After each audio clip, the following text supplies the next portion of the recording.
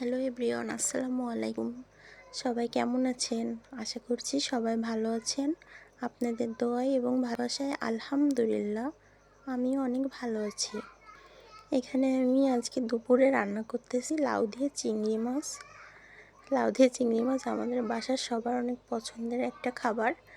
এখানে লাউ চিংড়ি রান্নার মাঝে এক পথে এখানে আমি ভাজনা দিয়েছি। এখানে পেঁয়াজ, জিরা আর রসুন এটা একটু ভাজি করে উঠিয়ে রেখে বেটে এটা তরকারিটা যখন নামিয়ে ফেলবো তার 5 মিনিট আগে এটা অ্যাড করে দিয়েছি তরকারির সঙ্গে। এতে লাউ চিংড়িটা খুবই টেস্ট হয়। আপনারা চাইলে এরকম করে খেতে পারেন। এখানে অলমোস্ট আমার তরকারিটা রান্নার শেষের দিকে। এখনই নামিয়ে ফেলবো তরকারিটা। এবং পাশে আমি দেখছেন মাছ ভুনা করব, এর জন্য মাছ ভাজি বসিয়ে দিয়েছি। আমাদের বাসায় মাছ, কাঁচা মাছটা খুব কম খাওয়া হয়, হালকা হলেও ভাজি করে রান্না করতে হয়। এই জন্য এখানে মাছ ভাজি বসিয়ে দিয়েছি। আর পাশে লাউ চিংড়িটাও হয়ে গিয়েছে। তো আমি এখন মাছ ভাজি করে নিচ্ছি। এরপর মাছটা ভুনা করব।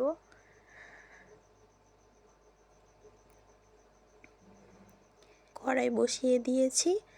এখন মাছ ভাজির যে তেলটা ছিল ওই তেলটা আমি ফেলে দিব না। ওই তেলটা আমি মাছ ভাজির তেলটা আমি এখন কড়াইতে দিয়ে দিয়েছি। এখন এখানে পেঁয়াজটা ভাজি করে নিব, হালকা লাল লাল করে ভাজি করে নিয়ে তারপর আমি এখানে আস্তে আস্তে মশলা অ্যাড করব। মাছ ভাজির পেঁয়াজটা হালকা ভাজি হচ্ছে, পাশে আমি মশলাও রেডি করে রেখেছি। পেঁয়াজটা হয়ে গিয়েছে ভাজা, এবার মশলাটা অ্যাড করে দিব। এখানে আমি জিরা, ধনিয়া, শুকনা মরিচ, পেঁয়াজ আর রসুন দিয়ে একটা মশলা তৈরি করে রেখেছি আগে থেকেই। এখন এটা দিয়ে আমি মশলাটা খুব সুন্দর করে কষিয়ে নিব। লবণ দিব অ্যান্ড হলুদ দিব, দিয়ে মশলাটা আমি সুন্দর করে কষিয়ে নিব। বারবার পানি দিয়ে সুন্দর করে খুব সুন্দর করে কষিয়ে নিব। তো আমার মশলাটা কষাতে থাকুক আর আমি কিছু কথা শেয়ার করি। আমি অন্তি, আমি বাংলাদেশ থেকে বলছি। বাংলাদেশের অনেক সুন্দর একটা জেলা থেকে আমি আপনাদের মাঝে এসেছি। আমার জেলাটা খুলনা জেলা। তো আমার নতুন একটা চ্যানেল খুলেছি আমি, সবাই আমার পাশে থাকবেন। আমি খুবই আনাড়ি, কিছুই জানি না ইউটিউব সম্পর্কে, আমি তেমন কিছুই না, তাই এখানে আসছি। আপনারা আমার সাথে থাকলে আস্তে আস্তে আমি সব কিছু জানবো। ভুল ত্রুটি হলে ক্ষমার দৃষ্টিতে দেখবেন এবং আমাকে সাহায্য করবেন, আমার পাশে থাকবেন। চ্যানেলটা লাইক, শেয়ার, কমেন্ট করবেন আমাকে। আশা করছি আস্তে আস্তে অনেক ভালো কিছু আপনাদের সামনে আনতে পারবো, আস্তে আস্তে শিখতে পারবো। সবাই আমার পাশে থাকবেন, এটাই আপনাদের কাছে অনুরোধ করতেছি। এবং আমার চ্যানেলটা সাবস্ক্রাইব করে দিবেন। অবশ্যই একটা লাইক করবেন, আপনাদের একটা লাইক আমার জন্য অনেক গুরুত্বপূর্ণ। এখানে মশলাটা কষানো হয়ে গিয়েছে, এখন মাছগুলো দিয়ে দিচ্ছি।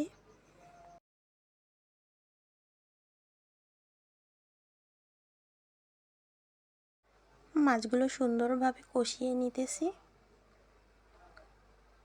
এখানে একটু পানি দিয়েছি, পানি দিয়ে মাছগুলো আর একটু কষিয়ে নিব। আসলে মাছ ভুনা তো একদম সহজ একটা রেসিপি, এটা সবাই জানেন, এটা জানানোর কিছুই নাই। আমি যেভাবে মাছ ভুনা করি সেটা আপনাদের সাথে শেয়ার করতেছি। পানি দিয়ে মাছগুলো কষিয়ে নিয়েছি। এখানে ঝোলের জন্য পানি দিয়ে দিয়েছি।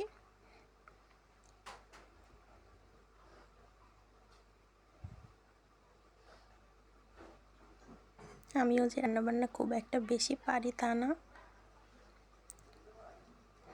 অল্প স্বল্পই পারি, যে কোনোভাবে খেয়ে থাকা যায় আর কি।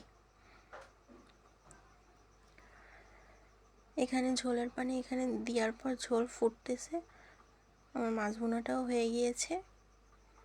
এখন চুলাটা পরিষ্কার করে নিতেছি। আমি একটু ভিম লিকুইড দিয়ে চুলাটা সবসময় রান্নার এভাবে মেজে নিই, তারপর একটা শুকনো কাপড় দিয়ে মুছে ফেলি, চুলা পরিষ্কার হয়ে যায়। আপনারা কে কীভাবে চুলা পরিষ্কার করেন আমাকে কমেন্ট করে জানাবেন।